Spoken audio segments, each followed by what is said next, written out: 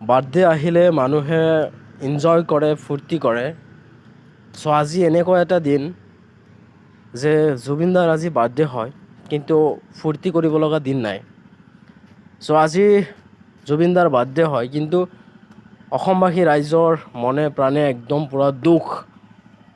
চ' সেই হিচাপে মই ক'বলৈ বিচাৰিছোঁ যে জুবিনদাবিহীন জুবিনদাৰ বাৰ্থডে চেলিব্ৰেশ্যন কৰিব লগা হৈছে। জুবিনদাৰ ঘৰত জুবিনদাৰ বাৰ্থডে পালন কৰিছে জুবিনদাবিহীন। এতিয়া কথাটো হ'ল যে জুবিনদা আমাৰ মাজত নথকাত আমাৰ আৱেগ, আমাৰ মন একদম ভাঙি পৰিছে। সেই হিচাপে অসমবাসী ৰাইজে জুবিনদাক শ্ৰদ্ধাঞ্জলি জনাইছে, লগতে হেপী বাৰ্থডে উইছ কৰিছে। চ' এয়া হ'ল মানুহৰ মাজত জুবিনদাৰ প্ৰতি থকা আৱেগ,